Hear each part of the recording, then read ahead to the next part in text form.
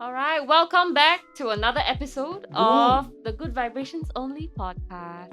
Brought to you by. I think, guys, it's about time that you all start, dropping us some DMs or emails to sponsor us. The gals really love what you're doing. Yeah. Here's some drinks. I'm so thirsty. Yeah. So. Yes, please. Okay, so come. Today, our guest right over here, beautiful Boom. Isaac. Shall you do the honors of introducing him and then also Yes. asking him who he is, what he does, and everything? Let's go. Boom. So today we are here at Studio Darius Ou with none other than local Singaporean designer Darius Ou. Boom. Yeah. Claps. Boom. Boom. Boom. Boom. Boom. Boom. Hello. Okay. Okay, so fun fact, we'll just let Darius here introduce himself. So, Darius, would you like to tell us? So, who are you and what do you do? So my name is Darius, and I'm a graphic designer. Mhm. So I run a small practice with help of one designer now, and we run. We mostly work with a few. We mostly work with arts and cultural clients, and we specialize mostly in typography. Is very It's very hard to explain what I do. Yeah. Okay. Because graphic design is quite broad Understand, yes. in general. So I work mostly with typography, but our works mostly will span across branding and also publication design, Okay. event branding, social media and stuff like that. So yeah, generally that's that. Nice. So, also, fun fact, guys. Like we mentioned way earlier, or if you've come by the store, we are from Singapore Polytechnic School of Design. Way in the past. Way past. back. We go way back. And Darius over here is our junior. Boom. Yes. So Darius is one batch under us, and whoa, those days, man. This guy's a legend. This guy's boom making waves ever since. You know the funny thing is, right? A bit sidetracked, but during when we were year 2 and then Darius's batch was in year 1, right? So back then, when FJ and myself, right, our batch, I feel like as much as there were people who were like talented and good at design in our batch was never really very like competitive, or like everyone was just like doing their own thing. Like everyone's in their like own bubble, right? So even if you're good at something, it's like, oh, okay, good, cool. Then I just do my own thing. But at least in my own perspective is that after when Darius batch entered School of Design, it was like, wow, everyone in their batch They took it seriously.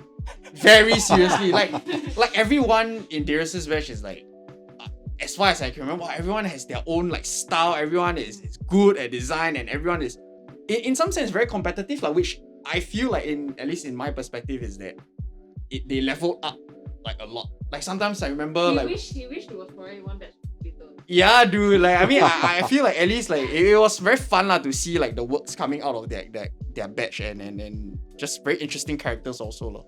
So yeah, boom. So yeah, man, we go like super way back. Also in the School of Design Club. Oh yes, oh my god, dude, this guy is like the 4.0 GPA top. Oh, last time remember we mentioned FJ is like the silver medalist of our batch, right? So she's like the second best in our cohort. But how is their batch the number 1, the top? And I'm a nobody. I'm nowhere. But dude, this guy, and then still got our School of Design Club CCA commitments. I wonder how this guy does it lah. This guy. So round of applause to Darius, man. Woo! So thankful for joining our podcast, man. Yeah. So also, right now the next question we would like to ask is, how did you get your start in design? How did the interest begin? So I think it has always been since young I've always have had a liking for arts. Okay. And, mostly when I was young, I really like to draw. So I used to draw in like those sketchbooks.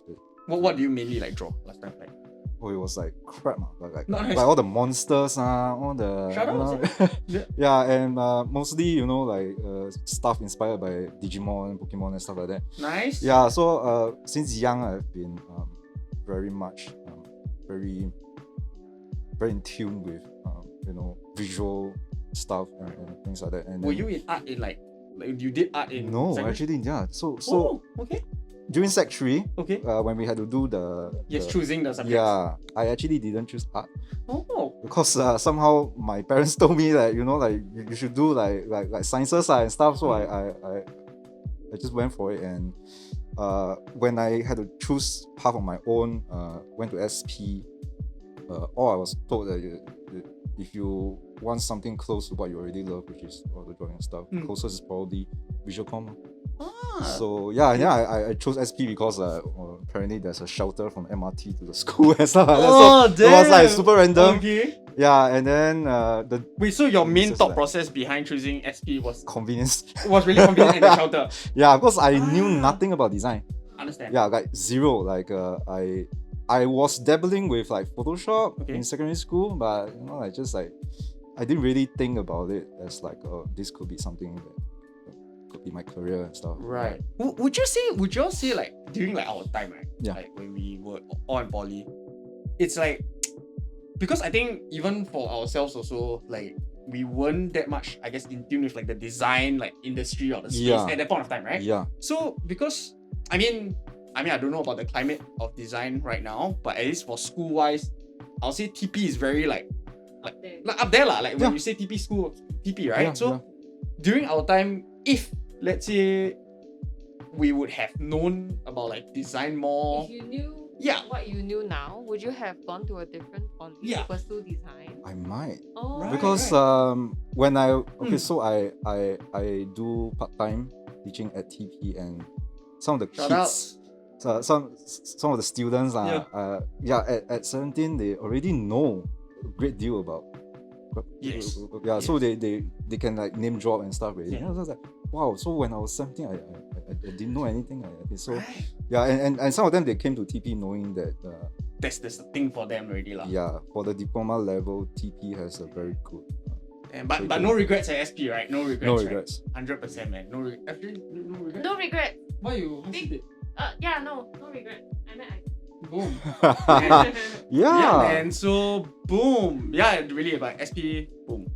Shoutouts, man. Shoutouts to SP. Okay, so for your studio right now, Studio Darius Ou, can you tell us a bit more about it? Like when did you start? What's like the thought process behind like Studio Darius Ou? So mainly started for necessity because when I was in NS, I was picking up some freelance work, and along the way came to a point where I have to have a slightly more should I call it like quote unquote proper professional Right. ICRA registered Right. business to take on jobs of a certain scale. Okay. But around that time also I was involved in a partnership, and that also helped me to kickstart the business aspect of things. Okay. So when I came out on my own, I just wanted to make it official that perhaps I can make this my career, and try and work something out of it. And I actually dabbled with quite a few names at the start, but I realized I couldn't commit to any one of them. Like every name I come up with, the next morning I'm like, that doesn't sound good. Okay, what was it? What was a name that like we almost had it before it? You just Studio Darius Ou. Like what was the one that you almost, if you can recall? There were a few, but It was a close second. Like close second. I wanted to call myself Design May Vary. okay. Because like as a disclaimer, the actual design may vary. Yes. I kind of like the name because of the fact that the word vary has Many connotations lah behind it. there's a lot, and I kind of felt that the work that I do I like to explore. So it was one of the names that I thought about lah. But now I think back, doesn't work, man. So Nice though. Nice. yeah, but in the end I had to sign up with something, so I signed with my name first. Okay. And then after that I just got lazy already. But It stuck lah. you never know lah. I mean, I might still want to. Sure, yeah. But- 100%. Name may vary. Yeah. Boom. Yeah. Don't bite it. Boom. Okay. But would you say, okay, like just now, I think we were talking like off camera, right? We were talking about like during your NS days, from student to like NS days, and then now you're running your own practice, right? What would you say your biggest, I would say like the shift, as from a designer's mindset lah, as a student designer, and then obviously in NS you did like freelance work, you know, as a freelance designer, and then now having your own practice. What would you say the main like differences are for your own like perspective lah, from a student all the way to now? I still see it now with some of my students. Like I try and see how I can help them better prepare after graduation and stuff. For the industry? Yeah. So for me personally, the biggest shock that I hope I could help some of the students, you know, negotiate better when they graduate is just basically things like timeline, and the school is often a very sheltered environment, and each project span like, you know, like one semester, like 6 months, right? Not what do you call that? Realistic. Yeah, not realistic. In real life, I mean, if there's a 6-week timeline, it's like, wow, good already, you know. But very rarely you will get like, I mean, if it's a 6-month project, it's a huge project, right? And one of the first shock I got was like, wow, everything's moving so fast. And yeah, it's very important, I think, for when you're a student, you need to realize that things will move a lot faster when you graduate, and just don't take the school environment for granted. Just because you got a lot of time, it doesn't mean that you can just slowly move on. But also for a lot of students, like for example, for the year ones, it's the first time they are entering, you know, the like exposing themselves to design. Yeah, and it's hard, and I really can see that a lot of them are trying very hard. And I just thought to myself, okay, back then when I was a student, actually I also didn't move very fast. So I sort of like understand. Humble, this guy, humble. Yeah, and it was the biggest shock, the biggest difference I think is got to do with timeline. And of course, when you work in the industry, there are added difficulties. It's like the difficulty level is just up already because you need to deal with clients. You need to deal with the timeline on your own. You need to deal with like budget concerns. It's very real world issues lah. Yeah, so those are things that when you're a student in school, Right. you don't really get to understand or. They also don't teach you how to pay your taxes, which is Yeah, irritating. Yeah. Which is right. Yeah. They should. I mean, if we're gonna be like independent designers or designers, you know, we want to Okay, freelancing. I'll do your own thing. Yeah, you want to do your own thing. Just have a module lah under business school or something. You know, Yeah. like how to follow your own thing. But then, to be fair, if they had their module, I think as design students, we like Wow, we whatever. We will fail. Yeah. We will fail. Yes, Yeah. oh my gosh. Okay. Then I mean, so that was like your during like your thought process as a student, and then now because you are also like a lecturer at like, you know, Yeah. TP, so you see a bit of yourself in them. Sometimes Yeah. you wanna like sort of help them lah. Then when moving on after your student life at SP, moving into NS, so how was it like doing like freelance, especially like, you know, you have to juggle with, I guess, your time in NS and then with client, I guess, you know, how did that work out for you? You just pray that your leave can cover, because I mean, we only got 14 days. Yeah. And a lot of the days were used up, you know, trying to finish work. And I remember, you know, for Crowbar, I took 2 days off just to prepare for it. Damn. Yeah. This was during NS lah. Yeah. Yeah. And yeah, because I was fortunate enough that my unit worked on a 2 day on, 2 day off basis. So if I take 2 days, I get 6 days off. Ah, okay. Yeah. So I try and, you know, Work the schedule work within the the time lah. schedule. Yeah. Okay. What was the biggest challenge, would you say, like during your NS days? In fact, sorry to cut your short. No worries. Like just now when we were talking about your student life, right? What was your biggest challenge as a student designer? First. I think it was like navigating, you know, like and really like negotiating with myself, like what kind of designer do I want to be, because the school has a very for SP lah, the curriculum it kind of try and shape you to a certain kind of designer, or if you want to go into advertising, I think it was quite advertising leaning, right? So it was hard for me to like, okay, do I want to be an admin, or do I want to like focus on craft and stuff like that? Because I was very obviously more interested in the other stuff, Right. like creating textures and stuff. So it's very different from the school, and can you think of 100 ideas by tomorrow? You know? Oh yeah, I remember last time Oh, that's I not. almost name drop a lecturer's name, but like the lecturer that's like the time asked us to come with 100 scams, right, or something. You all have to do that? Yeah, Right? Something like that. I forgot about that until you brought it up today. It's Yes, very yeah. ridiculous that you all have to come up with 100 ideas. Just, it's just very simple. Then it's Yeah. just a variation of each other. Yeah. It didn't really make a lot of sense, but we were just doing it for the Yeah. sake of making up the numbers. Yeah, it's like there's like probably 2 or 3 different, but the rest, the rest on It's about the same. Yeah, they're all Yeah. like Main ideas different. are- Yeah, it's like Oh. it was very. I didn't understand why lah. I mean, like, I'm happy if I have one good idea. Right. But then like the 99 just, I could have spent the time, you know. To Yeah, fine tune yeah. That one idea. That's Yeah, I mean the school's curriculum was like that lah, and I was also, you know, on Tumblr a lot, and I was looking at a lot of different trends and style, and they really, like, all the visual stuff they did interest me more than, you know, like trying to sell something and stuff. And yeah, it was quite confusing lah, and I did a lot of self-initiated work just to, you know, find out what I want. auto typography.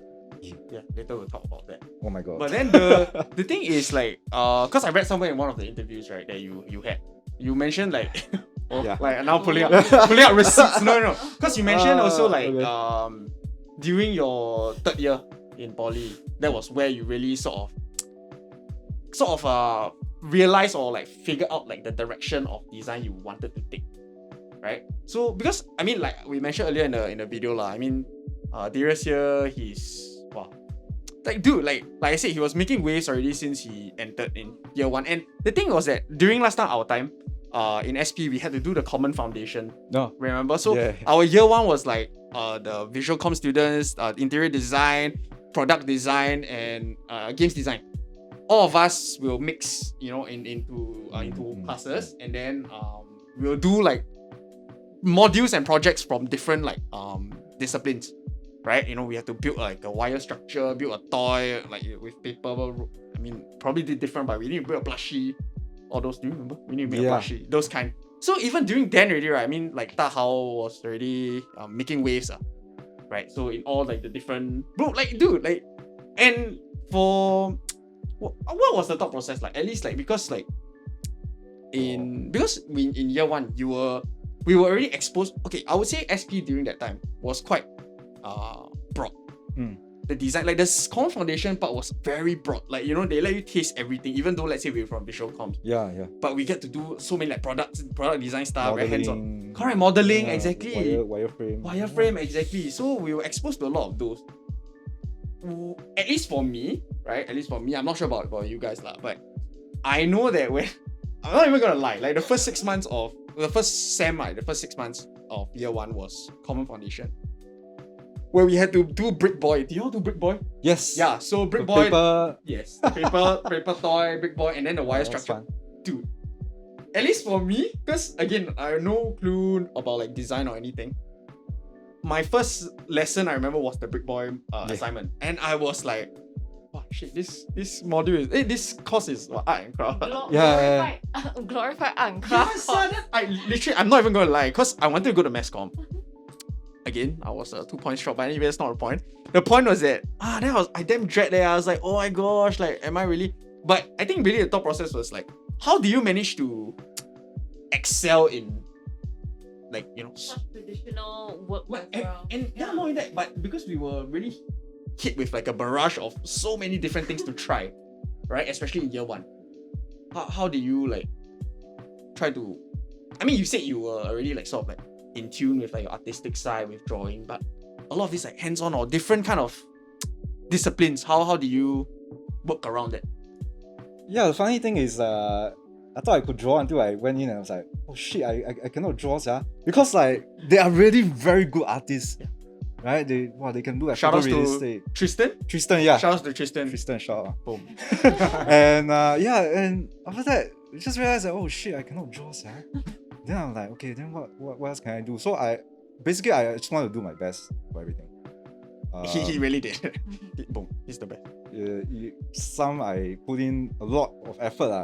It was like, I was trying very hard to, think outside the box and stuff like that. I think for my big boy, it ended up becoming a bull. Yeah, it was like bigger as everything. Bigger than the set size. Yeah, so it was you try to push the boundaries of every project lah. Yes, because that was the only way I knew. Okay, so if I don't have like drawing skills, like could I perhaps like do better at, and for Big Boy it was mostly like a form project, so I was thinking about form, about articulation, the limbs and stuff like that. So yeah, it really boils down to wanting to do better and push right. what the brief was asking for, what the school asked for. I try to give more. Nice. Students take note. Boom. So by the time where we like hit like year 3, then that was where you felt like what direction was more suitable for your like design, like Darius's design. What was it that you figured out during like year 3? So at year 3, I mean, I did the poster day project. And auto typography. Yeah, I wanted to, like, just as a form of practice to do like I won't even call it a poster now, because they're not really posters, they're just graphics basically. They're just in the poster format. And I was just like playing around with different ways of like manipulating the design programs and like type and graphic and photographs and stuff like that. So it was a visual diary and it's very hard. I mean, obviously it's like every day, right? Rain or shine. Oh yes. Also auto typography. I say right, Yes. auto typography. Darius here, during his year 3 time, he basically did a poster a day documenting his daily emotions and whatever you've gone through that particular day, It's a visual diary. Yeah, it's like a visual diary. So every day for 365 days, rain or shine. And I think one interview you said in sickness or in health, like you will do a poster.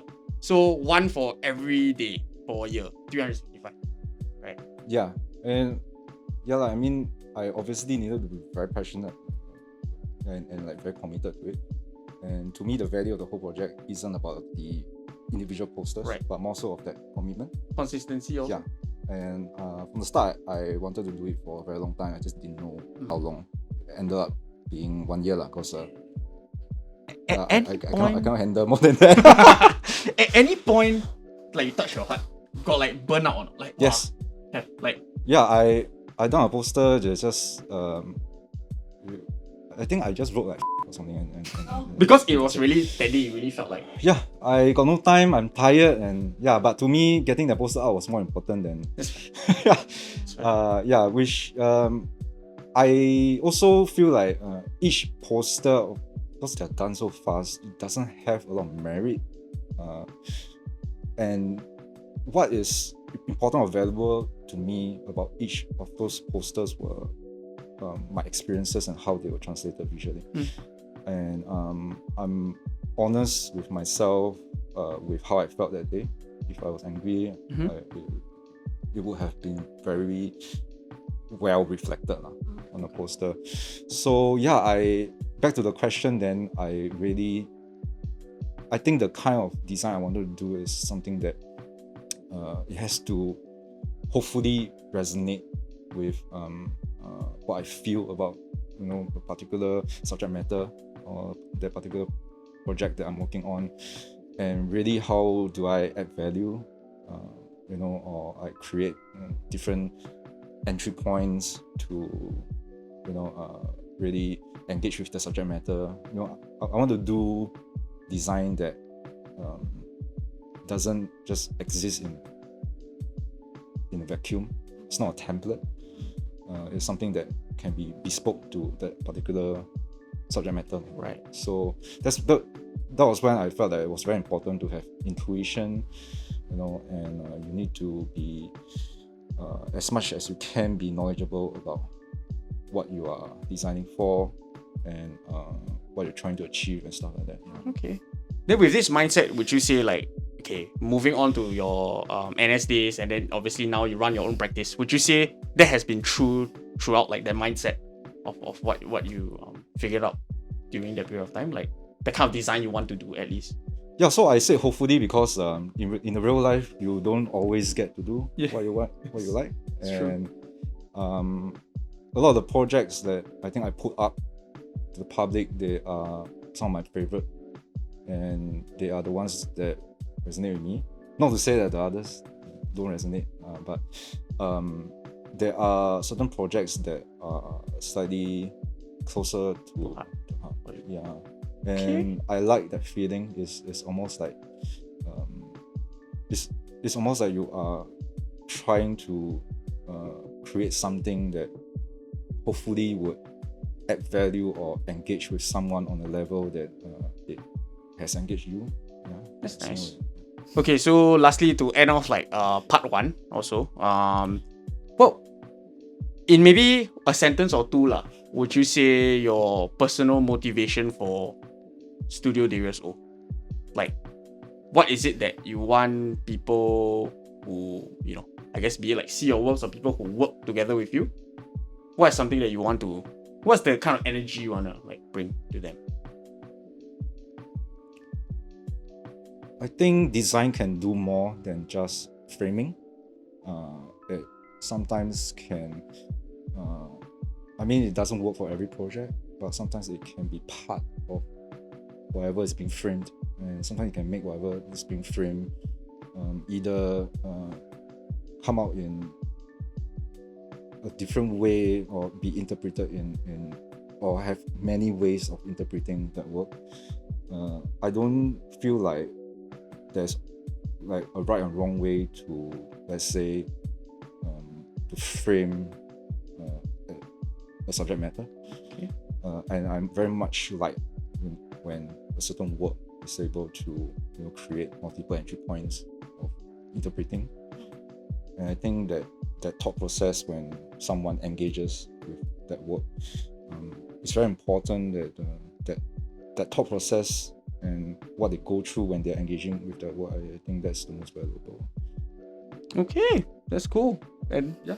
I wanted to ask, before we're gonna go into Spitfire soon, right? But I wanted to ask as well, because you do teaching as well, right?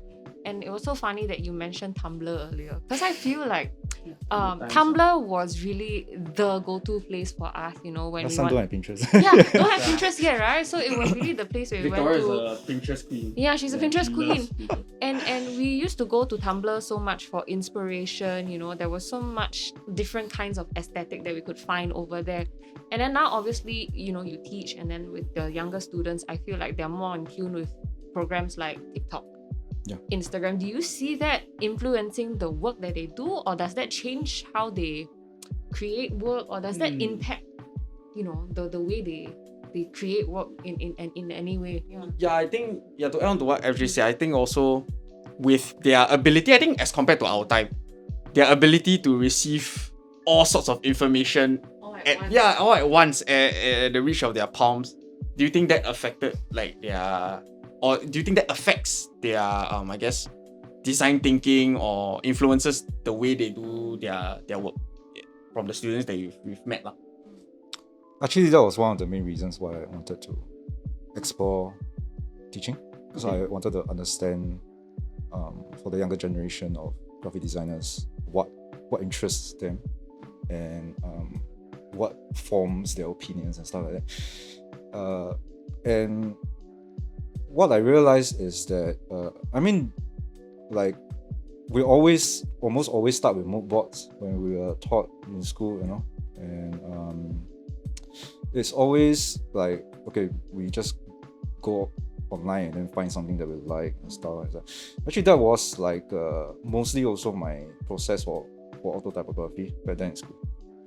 And what I realized is that when you engage with certain aesthetics or style on just that glance through, just scroll through manner, sometimes it doesn't do justice to the work that's being done, because you probably just like how it looks and you don't know what are the deeper meanings behind why it's being done a certain way. So during my time in TP, I did try as much as I can to remind the students, if you want to show me a reference, I want to know the designer, not the work, because I want to force them to go into Right. If you like Not this, just face value and aesthetics lah. yeah. So I mean, when I was doing the poster project, Yep. it was very face value, right? It was just, wow, this is nice, I want to do something like this. As I got older, and I realized that actually that's not the best way to engage with the craft and to make posters. And yeah, I've always thought that it's not always necessary that you start with moodboard. I think back in school it was important, but for now I value more like if you come to me with an idea, and then like a concept, a creative direction, and so, and then we work out an art direction for it. And wherever it wants to go, we let it go. Yeah. Like let it grow organically, kind of. While finding out information. Yes, while researching, or at least start in the middle somewhere. Like you don't always have to start with like concept, moodboard to, and sometimes you can have an inkling of what it should look like. I mean, yeah, that's for if you feel like you resonate with the subject matter, sometimes you already might know, roughly. What is it gonna look like? Yeah, roughly lah. But it's very different when there's a JPEG right there, and then yeah, it's exactly this. Yeah, maybe it's something more blurred, like okay, something like that.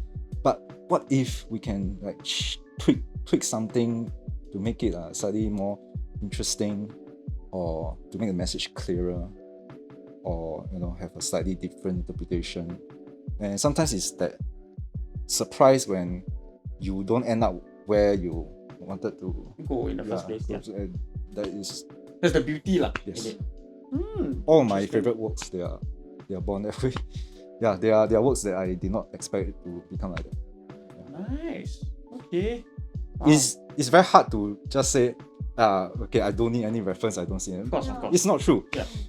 But sometimes starting in the middle works best, because you cannot have a very specific look that you already settled on even before you start the research process. It's just going to pigeonhole. Yeah. Interesting. Is this usually what you also like? At least like advise your students? I try lah. I try. That's fair. Okay. Because I do realize why the school does it that way, because it's the easiest way to learn. Yeah, I mean, for design, I think the best way, for art and design, the best way to learn is to imitate first. I understand. And I think the school has to do that, or like has to teach students to look at moodboard or to make their own moodboards, because you cannot do good work until you know what is good, or what you feel, or you form an opinion of what is right. good. Yeah, and they have to like things first. Of course. I really like this one. Things like that. Interesting. Okay. Now we will move into our Spitfire round. FJ, you can take this. How does it work? Okay. So we just ask you a question, then you think first thing that comes to your mind. Yeah. Okay. Yeah. Okay. Very easy one. We Very easy, start. all very easy. Very simple. Favorite color? Black. Oh wow. Okay. Fair. Favorite. We're all in black. I think. Yeah. Or is this navy? Black. It's black. Hey, yeah. Black. So, Okay. unplanned. My students say boring, so I always wear black and stuff. But black is versatile. Very versatile. Black is versatile. Yeah, Okay. it is very versatile. Second, favorite animal? Dog, Oh, okay. Any breed? Particular breed? Labrador, Labrador? Okay. Favorite movie? Arrival. Which one? Arrival. Arrival. Okay. Is that the one with Danny Villeneuve. Jeremy Renner? No, yeah. Oh, with He's Jeremy inside, Renner. yeah. Okay. With Okay. Put the Interesting. poster here. Boom.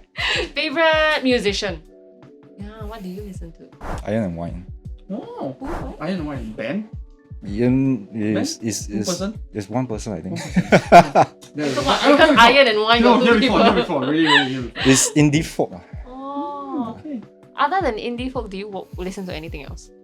Okay, the thing about me is I don't really like listen to a lot of music when I work, Oh. and I spend most of my time working, so I don't really listen to a lot of music.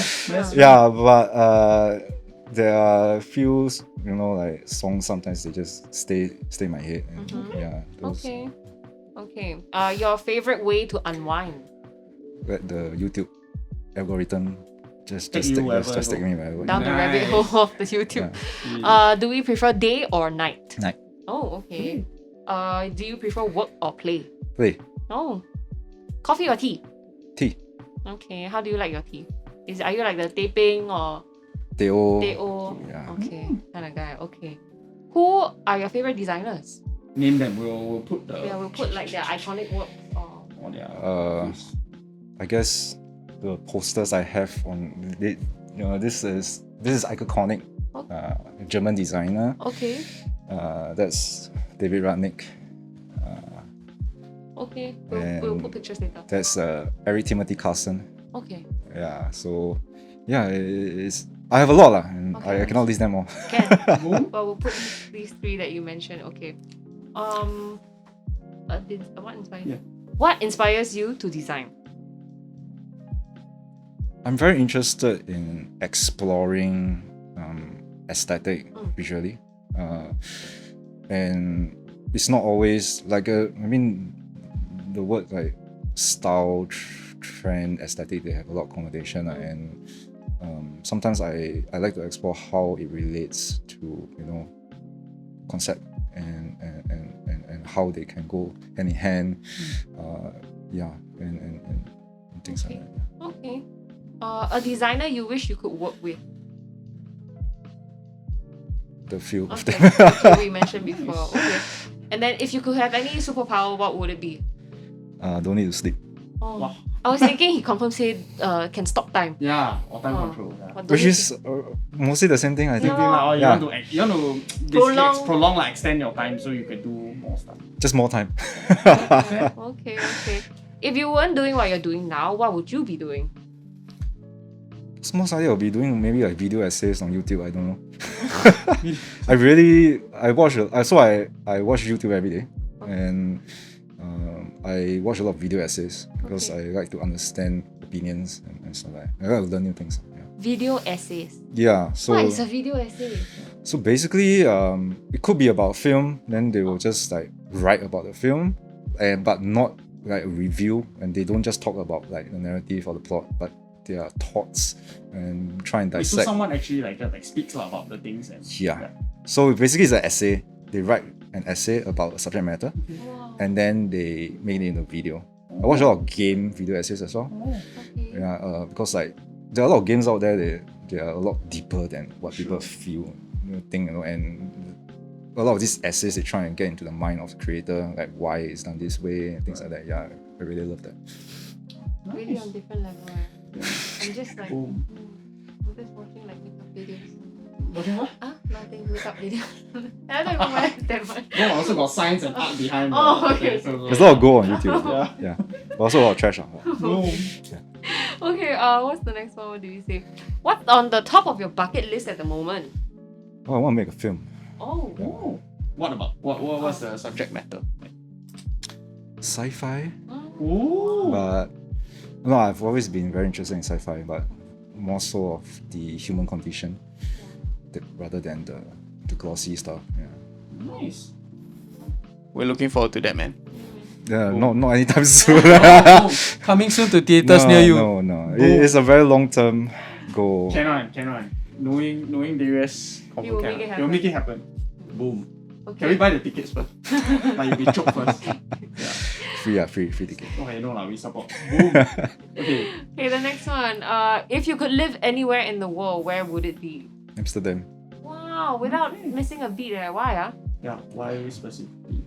It's because of how the government, like the people there, do value design. The way they approach and they understand arts and culture is just different from every other parts of the world. And I mean, I also do want to like one day maybe like hopefully be able to like further my studies there maybe and things like that. Really? You still want to You still have to go back to study? school? Yeah, of course. Wow. I didn't go for my degree. Yeah. Oh, you don't need it. Yeah, no lah. It's no. I mean, whatever it is, like even a summer school, you know, like Okay. I'm very happy. Doesn't have to be like a long term, like a 2 years, 3 years kind of course. I don't I mean, know. could be. But Yeah, a degree and back- masters. Yeah, that would be nice. Darius, student of life. Yes, yeah, student for life. Always learning. Serious. Yeah, but I say very long. Yeah, I also never go. No, I mean, you never know. You never know, right? It's very hard. Very hard. Yeah. Amsterdam. Okay. Okay. Lastly, If your life was a movie, what would the title be? I'm not very sure, but I've always tried to live my life with the quote, "This too shall pass." Oh, okay. You know, basically it's a quote like, you know, like good things don't last, bad things also don't last. Everything Yeah. is fleeting. Yes, fleeting. Yeah, and I kind of like that forwards together. Okay. Yeah, typographically it looks good. it's nice. Can think of many ways to put it together. These two short part. Maybe it's your feature film's title. Boom. Maybe. Okay, but it's a sci-fi. Okay, I don't hold this time.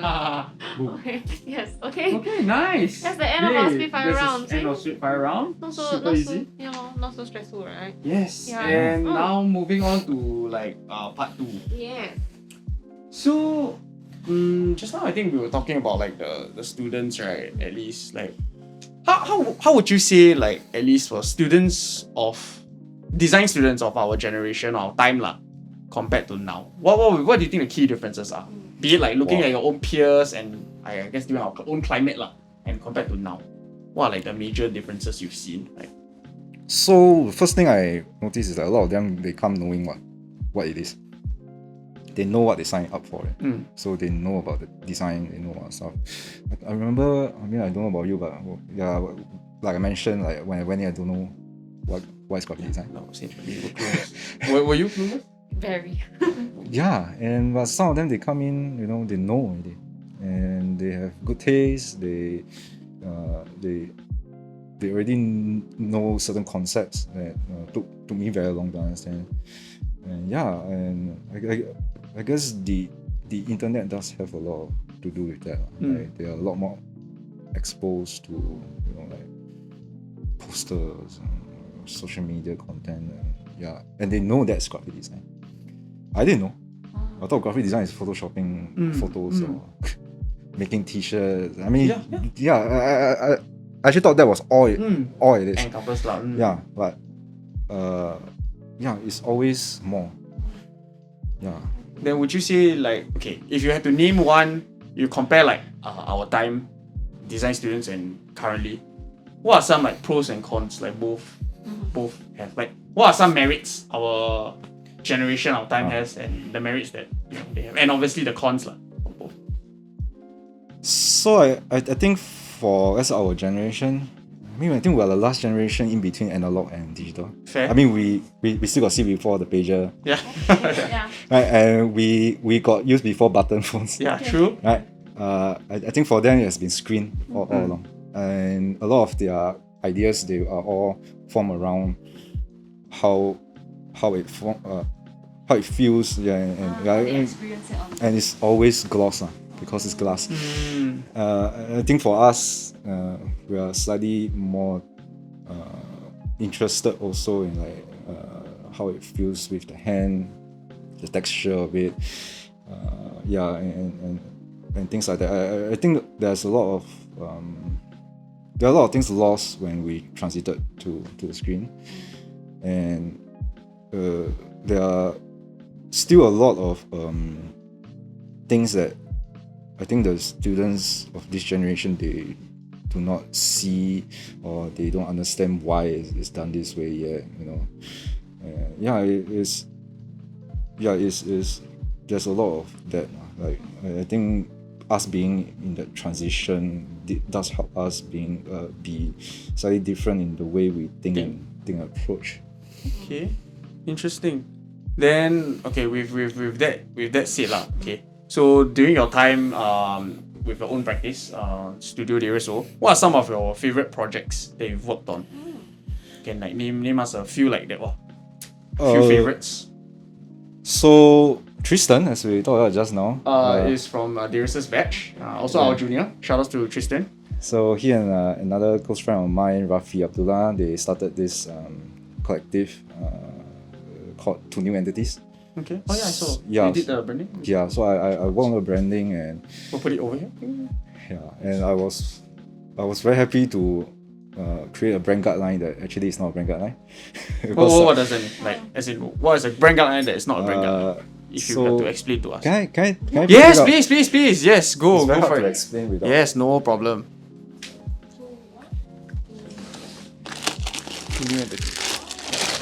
Let's go. Yeah, so Nice. I explored using the trading card game. Yeah, I was like, I cover saw on your thing. I thought this like you put Yu-Gi-Oh card, wrestling cards. Close up. Yeah. Yeah, but I think it takes a lot of courage for like on Them the to client side agree. like to agree with this, and it really I mean hopefully it did resonate with them as well, you know, because on their brief there was a slide on the Blue Eyes White Dragon card, right? So we all had the almost that childhood, you know, of playing with trading card games now. And I kind of drew this idea together also with the idea of like, you know, in the working world also, I mean back then when we used to have name cards. Right? Now even design don't have Have but don't really use. Yeah, but you know, like name cards also is like a trading card game because you are collecting contacts and you are using them to gain certain advantages and stuff like that. Understand. It's also like a game because you are playing the professional game. Okay. So I kind of like that. Okay, can we bring that into also, you know, like just take the fun seriously, you know? Things like that. Yeah. Everything is Nice. Yeah, very happy that they were kind enough to give me the creative freedom to explore something like that because chances like this don't come very often. Nice. Okay. Another project Yes. would be I'm actually printing a 3D printed book. Oh. 3D printed book. So this one I haven't released it. Can show or not? We Can can ah, mosaic. I'm actually still just doing the documentation shots. So The whole thing is all 3D. 3D printed, yeah. So it was created from nothing basically. Man. Even the pages itself, Oh. they're What materials are this? this is TPU. Some kind of plastic. Yes. So Expensive. But the machine is around 400 plus 500, and The materials the all that. material maybe like one roll is around like 70 to 100 dollars.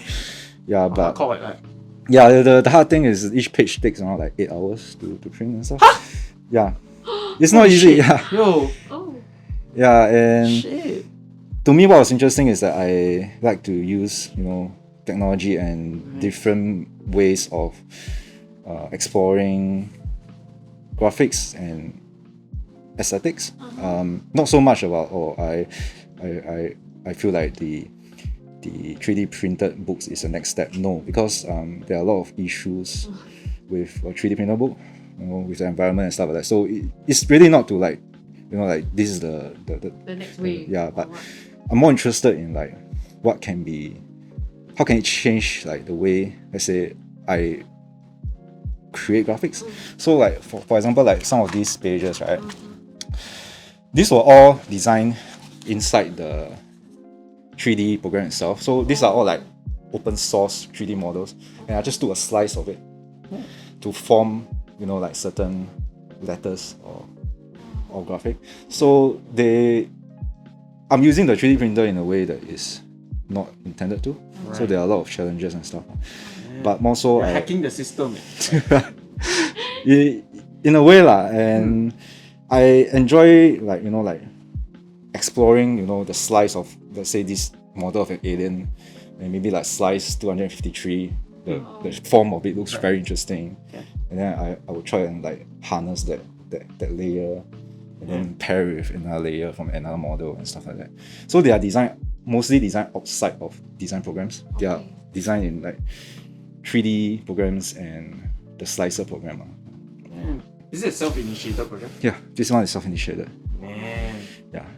Or maybe Renee, at Think Books. You can put this at Think Books. Boom, it's an art book. Right? Hey, this one is an art book.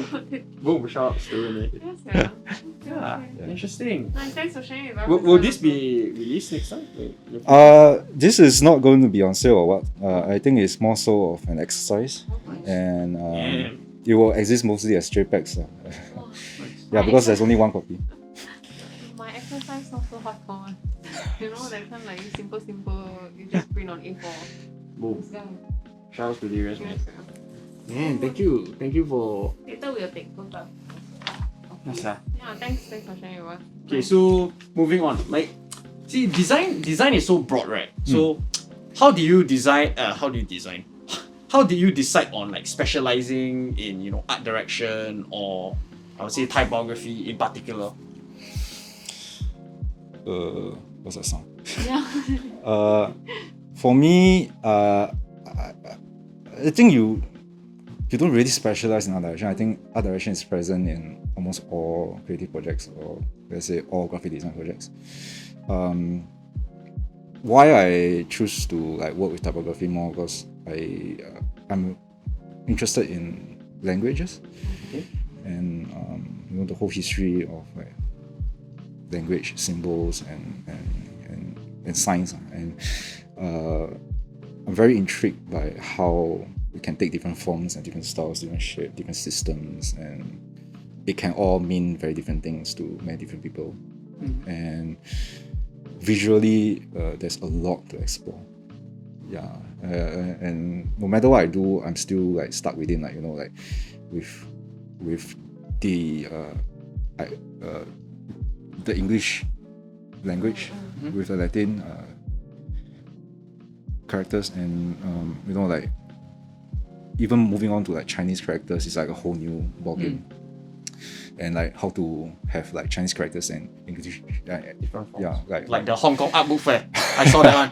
yeah. So that was an attempt to try and find like parallels and like how to make things really interesting. Yeah, so yeah, to me it's the biggest playground. Yeah, because the language is something that always Present for everybody, like it's a constant lah. Yes, and it will always evolve, and it's very fun to be part of like how certain characters can be rendered, and how they can be how they can carry different meanings, different connotations, and like when we work with type, sometimes like let's say we do a custom typeface or we do a custom lettering work, the meaning can be imbued in the form itself, not just the semantic meaning of the word. I kind of like that, like how does a form changes the meaning of the word depending on how it's being rendered and stuff like that. Interesting. And also, I think like speaking of like also like the past, right, especially like designs, at least from as far as I can remember, also for Darius's work, I remember. I mean, I would say that. Correct me if I'm wrong, lah. A lot of like your works, especially I think, I guess even you mentioned to us and what we've talked about also. I think, I do see that a lot of the projects that you do and that you have created, right? A lot of times it tells a certain like story. Yeah. I feel like I remember, was it your FYP was the Qianhu one? Yeah. Qianhu. Then I know you did your army time. You did like this like A zine. a zine, right? Yeah. And I think after that, I think you did some ugly designs related theme. Was it you? Depending on which specific project. Yeah, I also can't remember what's it, but at least the ones that I remember and the ones that I saw, and obviously the ones that we've talked about, especially a lot of times, and obviously auto typography is one of them. a lot of times there's like a bigger picture, there's like a deeper story behind all these graphics, if you will, right? Yeah. And I think when you mentioned earlier also, just now when you were trying to give advice to your students, you said, when it comes to design thinking or the process of designing, it's a lot more than the aesthetics, more than the surface value, but what the designer, what the intention was, what's like the deeper meaning. And I think we do find parallels with it because, I mean, we run... It's very present in the fashion. Yeah, exactly. So I think because we run both the Loop Gums and Stakeout, right? So Loop Gums features a lot more of vintage items. And even though we've been doing it for the past 4 years, I think one of our, well, not struggles, but an issue with, I guess, clothing in general, Singapore's still very small with regards to vintage clothing.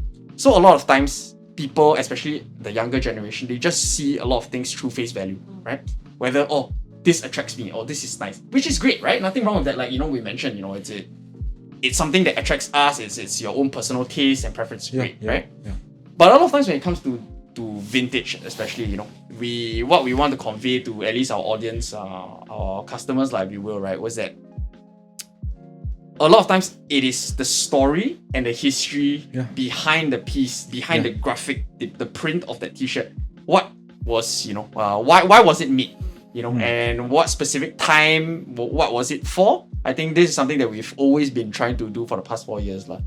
So with that being said, would you say a story behind all your works is something that is core for you? Yes. I like to, be able to have certain narratives in my work and to let the audience or the person who engages with the piece of work to either have some hints of hints of what I'm trying to lay out here. And it's always, for me, I mean that's also why I really like films, and because I've always been jealous of the power of the moving image. I think when you watch a film, there's a lot of things happening beyond the plot.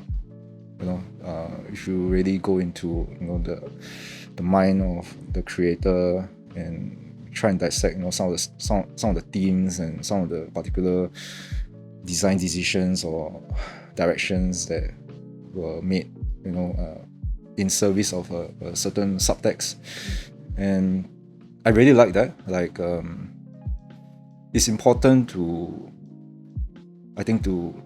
for me to design something that makes people feel something instead of just understanding the word, or to present the word in a very clear and precise manner. To me, just being functional and clear and precise is not enough. I feel like it's not adequate. It needs more than that. If certain narratives or certain meanings or certain themes can come true, beyond what the viewer expected or what the viewer feel and stuff like that, I think that is very powerful. Yeah, and I think that's visual communication. You don't always just need to communicate data and numbers or information in that sense. That you can always communicate more than that. And pushing the boundaries also. Yeah, it's important, I think, to push certain boundaries, very tactically, because I think almost all things, not just graphic design or any, almost in all industries, some things got to go through the experimentation process. Got to make failures. We got to go through a lot of iterations and stuff to actually progress. Right.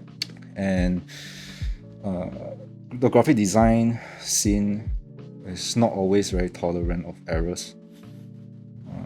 And I like to embrace, happy mistakes, and maybe it can take us in different directions, or things like that. Okay.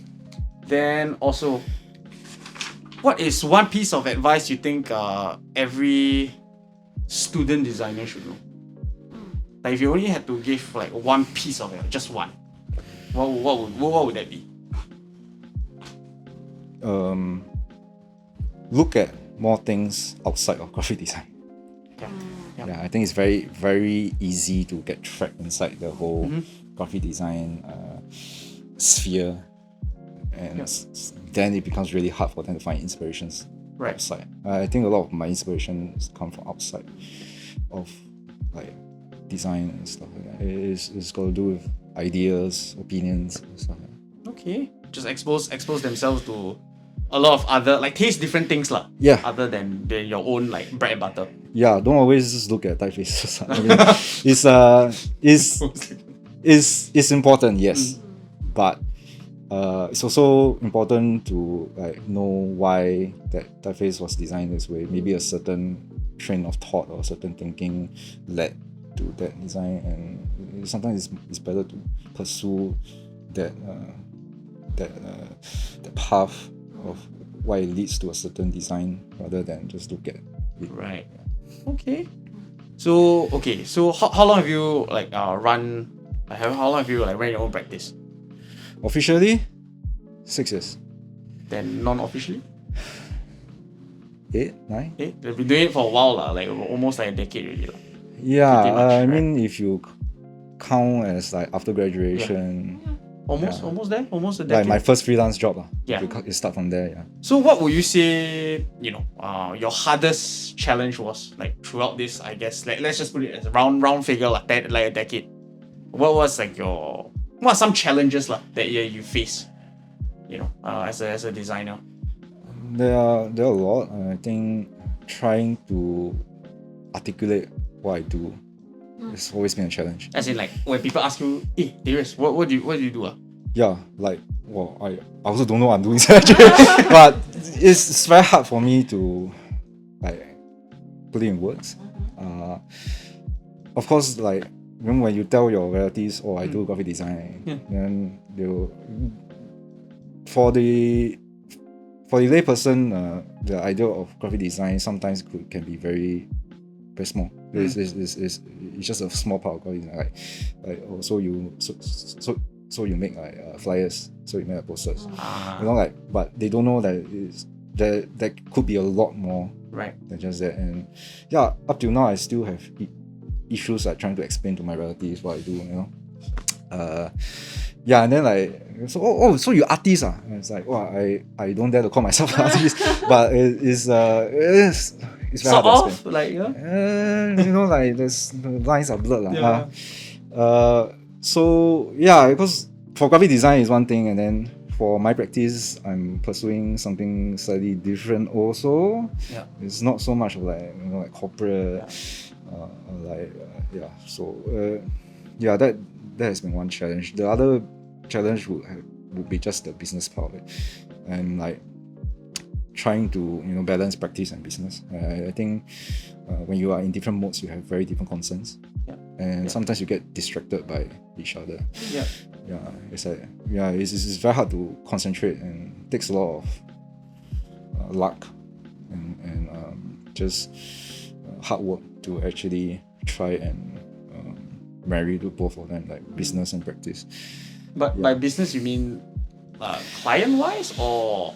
So I mean, like, people always call it like bread and butter job, but then also there's like passion job. Like, I do this because I really like it.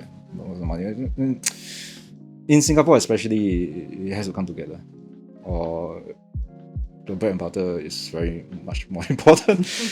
But yeah, the hardest part has always been like trying to have both. Yeah, because it's not easy also to just pick one side.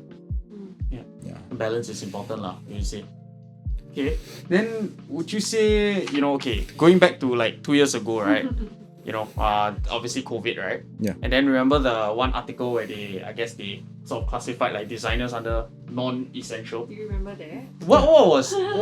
Would you say, even before we touch upon that, like, how was COVID like for yourself as a practicing designer in like locally? How was? So I don't have a lot of overheads, so I wasn't like very like greatly affected by. Mostly it's a rent because I don't really get to come back.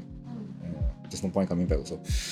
And but staying at home is not also too hard for me because I'm naturally also not very extrovert. I'm quite introvert, and I'm okay with like being at home and just catching up on things. Yeah, there's YouTube. The world is there. The world is still there. So many books I don't have time to read, and games, and I try and take it like okay, since now the world is on a standstill, maybe it's okay to take a breather. Yeah, because sometimes I do get carried away. Yeah, understand. I just work. Yeah, so it's not that bad actually. Yeah. So would you say that 2 years in that sense, I mean not that 2 years, but like the past 2 years as in during the COVID phase, at least during the circuit breaker, would you say it was kind of like a much needed Respite. yeah, change of pace? Yeah. That was what I was referring to, like the CB time, where we had to stay at home. Very CB. Yeah, very CB. And it is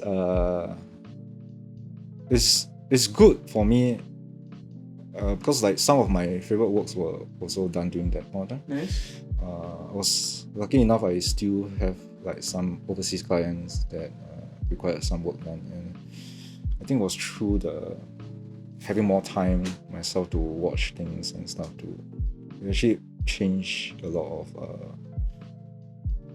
of the ways that I approached that project. Yeah, so it was okay. Then so going back to like the article when I mean obviously when they classified, I guess they place essential, non-essential. What were your first thoughts on that? Like just on a personal level like. So I think it is largely a semantic issue because the word essential means very different things to a lot of people. Some people say coffee is essential for me to start the day, right? That's so what is essential, right? And then it's the way they put it is very binary. So everything is not that's not essential is non-essential. Right. There's a lot of levels.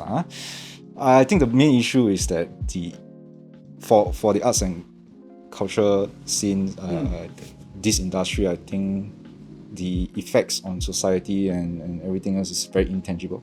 Right. And that article and that phrasing, that labeling was made with a slight leaning towards a certain kind of narrative that you want to push. It's like, okay, are these industries meeting the country's KPI? Right. Are they contributing to the economic growth and stuff like that? And I mean, if you really go that way, then the arts and culture scene impact is not as tangible as other industries. So you can't quantify its effect like directly, right? So it's not unexpected to me. I mean like obviously Straits Times is going to do it that way lah. It's like, but it offends a lot of people because it's a little bit lazy for them to like label things this way and to group things this way. I mean, to me, essential is like anything that has got to do with sustenance, like law and order, food and drinks, transportation of those things. Those are super essential. Right.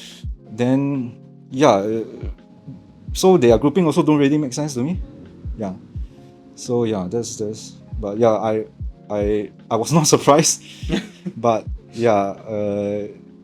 offended. Maybe because of how lazy it was. Right. How it would also like. So at least for the older generation at large, maybe when they see this, then it fits into that narrative like, arts 就是这样咯，就是 cannot like grow, cannot make it, that kind of like mindset lah, which I think was why I think most of like the outroar was from also. Which also brings me to another point. Remember the movie Dead Poets Society? I literally had it in my head, but I forgot. He committed suicide. Robin Williams, exactly. So I remember like there's this one very crucial part in like the movie lah, right? I think they're talking to obviously the boys are in the class, right? And then I'm just gonna paraphrase now, but we'll probably put the scene here. He said, why we do poetry, right? And then Robin Williams say, law, and then obviously all the, just now what we mentioned, all the essential stuff, those are noble pursuits. Doctor, law, everything, those are noble pursuits, right? But poetry, love, arts, everything, that is what we live for, you know? And then I'm getting goosebumps right now.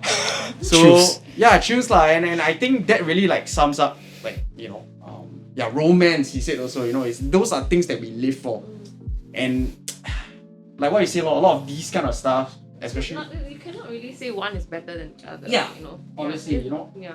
Again, I think it's like a balance lah, you know, and a lot of times this kind of things where it's like the matter of the heart, feeling, sights, sounds, you know, it's things that, again, like we mentioned, it's very like, you can't quantify it, right? You know, there's like what you said, there's no KPI for, you know, And it takes Yeah. time. of course, 100%. Yeah, it's like it's a bit premature to just go, oh yeah, it doesn't help anything, it doesn't push anything forward, or it doesn't push the country forward. You know, it's we have seen examples from other countries course, that yes. that's not the case. Yeah, it's very hard to like also change the Mindset. mindset. I think the issue is a lot larger than, you know, just labeling and stuff. True. Yeah, It's quite deep rooted lah, essentially. it is. I mean, I'm riffing off here. There's No, please. So in the 20th century, there's this very famous mathematician. I have the book here. He actually wrote a book called a Mathematician's Apology. The whole book is talking about how his pursuit as a mathematician, you know, as to the highest level at that point in time, the entire society felt that like it was not valuable. But look at now, it's like without mathematics, you know, science and technology wouldn't have. The world couldn't function lah. I mean, Yeah. a lot of things is the basis of math lah. Yeah, so just 100 years ago, you know, it was very different, and it's a bit premature to say that, you know, the arts and culture has no place in. You know, it's like it's very important to know that certain things also take time. Yep. You can't just suddenly change the way an entire society or entire country thinks or feel about something just within like one generation or two. It takes a while. And also just now, you know, when we ask in the Spitfire round, last question, what are some of your future goals for Studio Darius Ou? What are some of your goals or aspirations that you are working towards to currently? Or yeah, any big plans aside from the feature film that we'll be waiting for? No. I am trying to explore, you know, technology and how it has already been a very big part of graphic design, and how it's been like coding and 3D printing and stuff like that, like how it relates to what I do. Because I always like to take inspirations and then try and relate to what I do, which is graphic design. And yeah, and I would like to grow the studio to be able to, you know, be more versatile and to have slightly more what do you call it? To be able to work with all of these technologies and different approaches more gracefully. Hey, nice. Wait, so how many people do you have like would you say in your team right now? There's just one person helping me now. Okay. Yeah. I've had some freelance help here and there, and generally, it's a big part of it does need to be. I do need to work very closely with it before I can Really like let go. And I don't really like fully let go. Also, like at the end, we still need to like look at everything and see. So, yeah, it is. But most of the stuff, very lucky, it has been team effort. I think a lot of the perspectives or the approach wouldn't have gone a certain way if I didn't have that additional pair of eyes or 100%. yeah, and very thankful to like with the best of my ability, I'm still able to get some people to be part of me, to be part of this journey with me. Yeah, and how it changes. Would you then say, would you see yourself growing the team as well, like in the future, hopefully? Probably not going to be big. I think. Yeah. I think a good number is like 2 to 3 only. But I think for how I approach my projects, it just doesn't make sense to have like many people. It mostly comes down to like how many projects can I be conceptualizing for at one point of time. Okay. Would you then also say, would you recommend young designers, budding designers right now, at least or students, what would you say to them if they next time they want to start their own design studio? Like, do you think, what advice would you give them? I don't know if I'm in a place to give advice, man. I just think that the scene is very small, and do think about it deeply about what kind of niche can you carve out. Because I think without a niche is going to be slightly harder. Yeah, because the scene is just very small. Okay, you heard it here first. Boom. Okay, and lastly, where can people find you? Instagram Okay. at Boom. Darius Ou. Boom, we got it. So if next time if people want to apply to internship or want to help out, cannot. Will you accept? Yeah.